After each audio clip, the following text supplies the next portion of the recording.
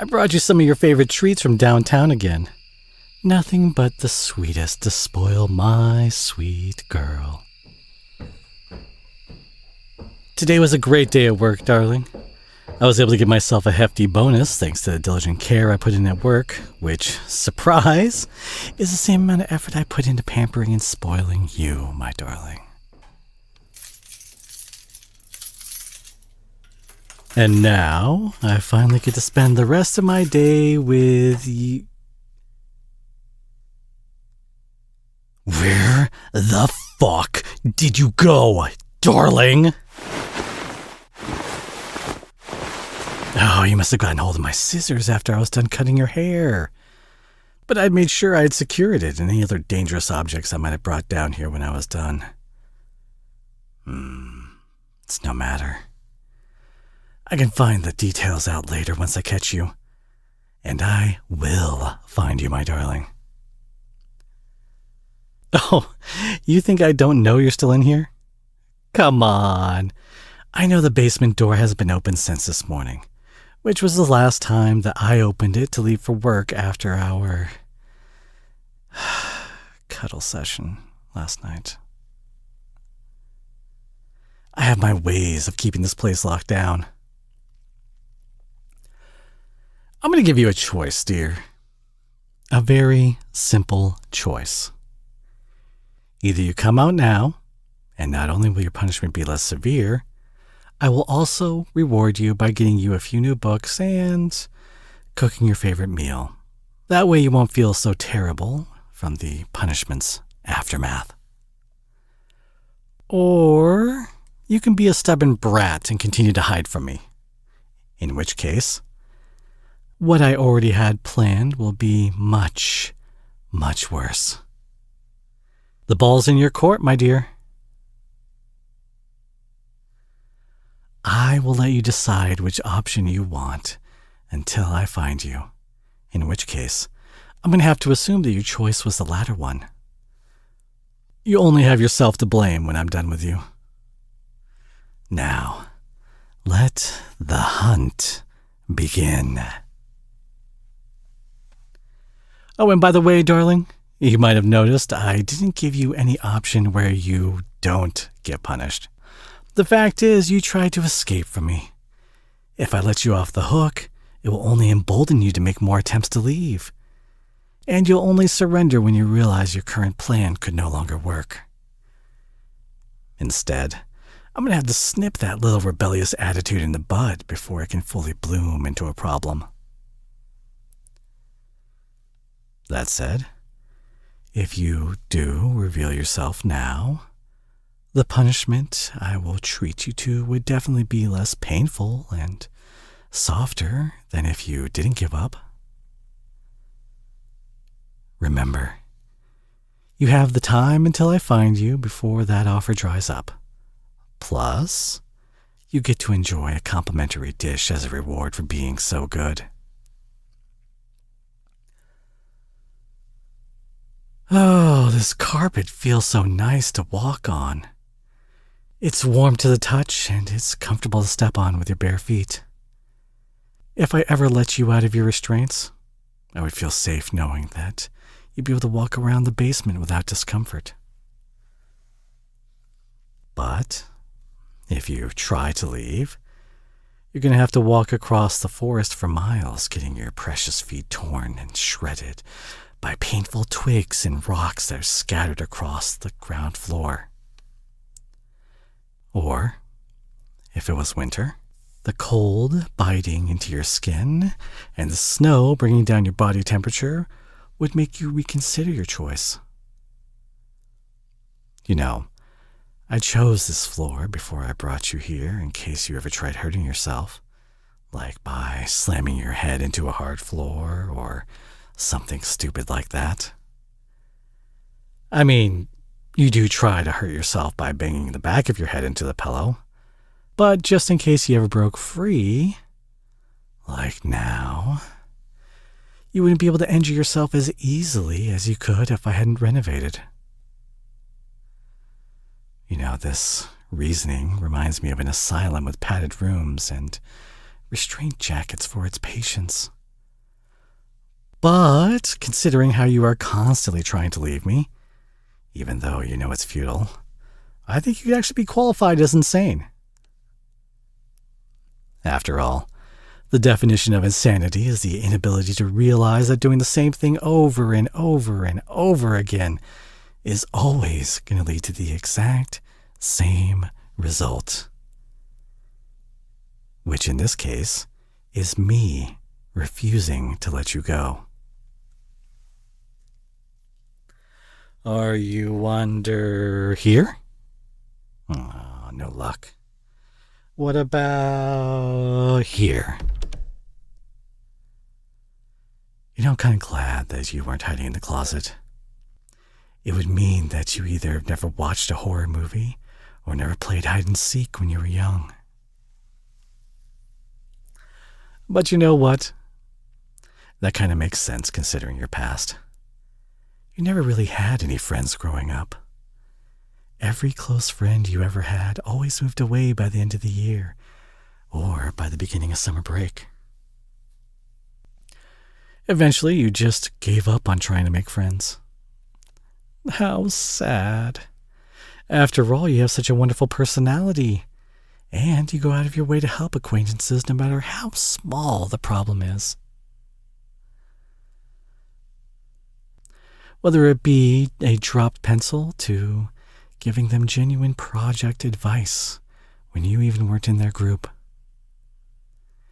You even risk getting caught cheating by guiding your classmates to the right answer on a test without giving it to them directly, all in hopes that they would actually learn how to think critically and use the given information to solve the problem. Even when you graduated, and as a result became more isolated, you still kept your spirit. I was watching you when you came across a hurt little stray cat. You let it inside your parents' house, sheltered it from the rain, and gave it warm milk. You knew your parents would be angry. You knew that you couldn't keep it.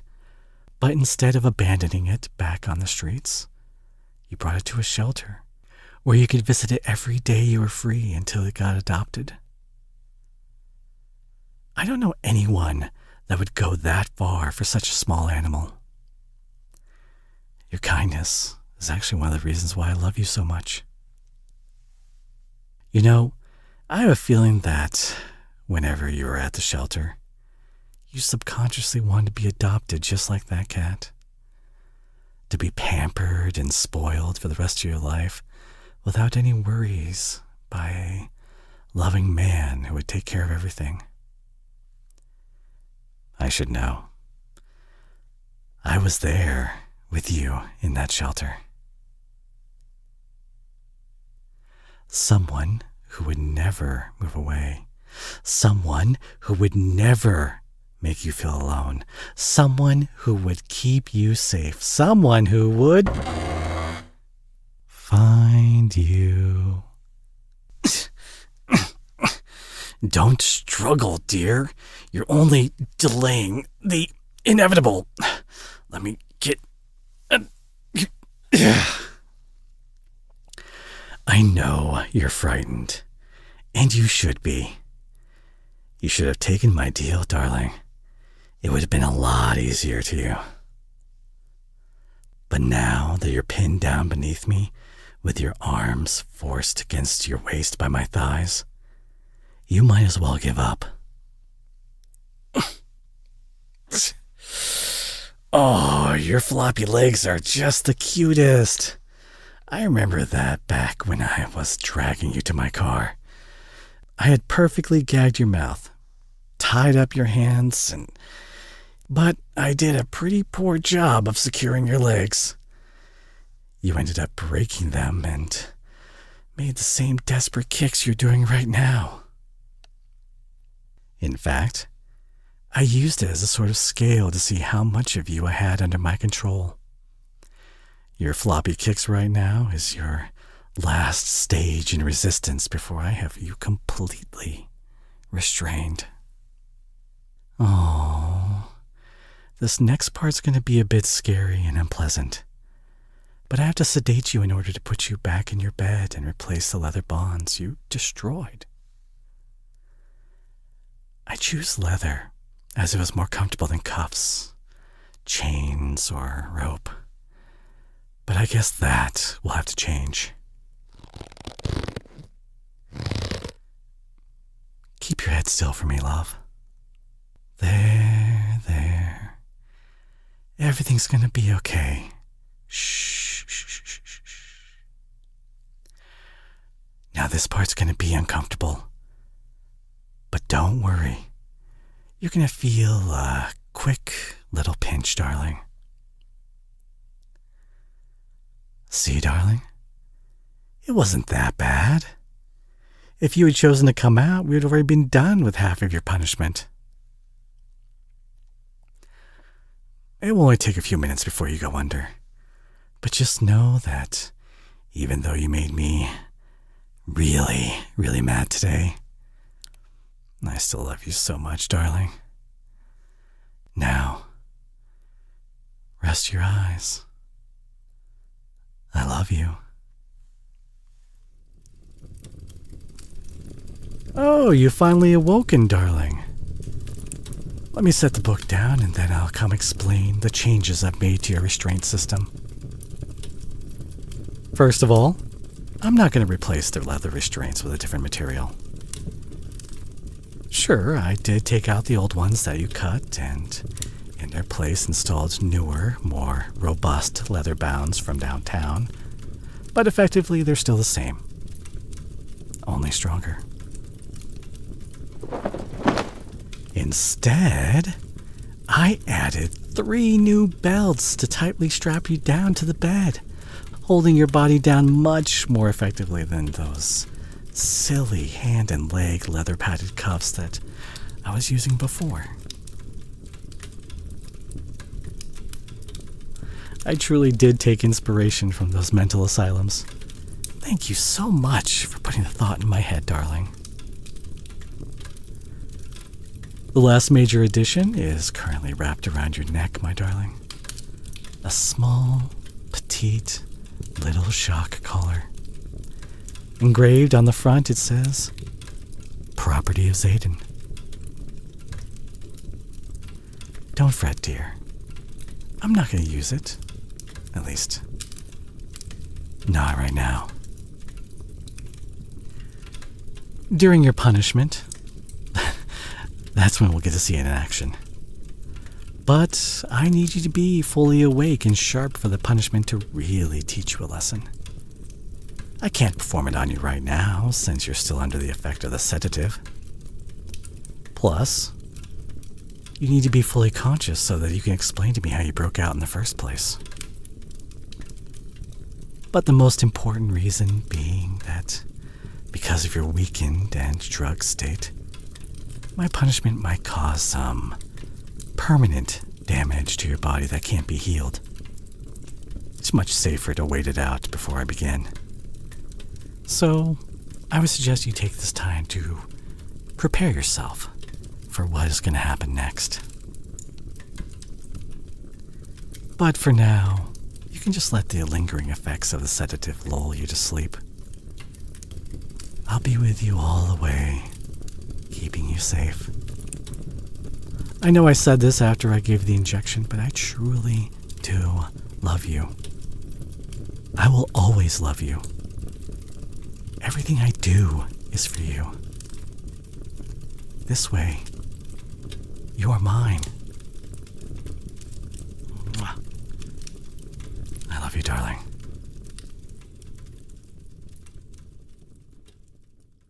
Be sure to subscribe and click the like button. YouTube tells me that only good girls are going to click on the video suggested right here, so I'm sure I'll see you there.